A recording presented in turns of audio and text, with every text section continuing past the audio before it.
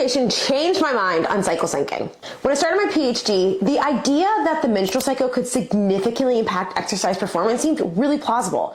It was a very strong hypothesis, and with so much research leaving women out due to hormones being hard to control, seemed like something that a young, ambitious, female-led scientist would want to dig into. A good young scientist is going to be willing to change their mind when data changes it or presents something otherwise. Based off famous TED Talks and books and media at the time, I thought, wow, how is nobody else talking about this or looking into this before the cycle syncing boom?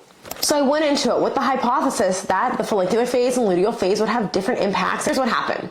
When I sat down to start writing my literature review and combed through all of the research looking at the cardiovascular and metabolic effects of the menstrual cycle and birth control in women and exercise, I started to see messiness in these trends. There wasn't as much congruency or clarity as people in the social media world make it seem.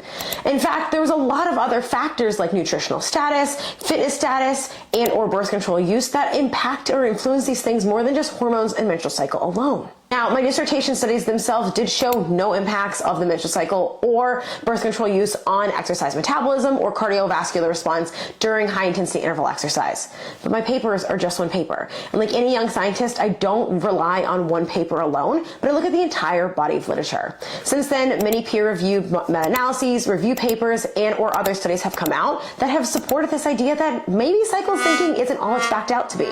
Maybe our hypothesis was good and strong at the time, but when we actually look at it pan out on humans, it doesn't seem so linear.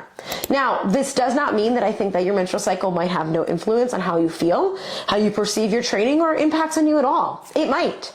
But the reality is the literature doesn't support that we all follow the same cookie cutter plan. The literature suggests that if you need to adjust based off you can modify. And here's the deal. Even my dissertation studies themselves found that there's potentially other influences that can affect this, like fitness status. So when I say that my dissertation changed my mind on cycle syncing, that doesn't mean that I don't think women's performance exercise research is important, that we should advocate for our symptoms, and or your menstrual cycle or your perception of your performance isn't valid or real. There's some interesting studies that show that perception is strongly altered even if physiology is not. And if you need to adjust and adapt and modify based off your symptoms or your circumstance, absolutely, that is an evidence-based take and opinion to have. Now, if you want to learn more about female training as women and everything else like that, comment female phase below and I'll send you all the resources I have on this. Just because I'm anti-cycle syncing doesn't mean I'm pro-education and women's health. I did do a whole dissertation on it after all.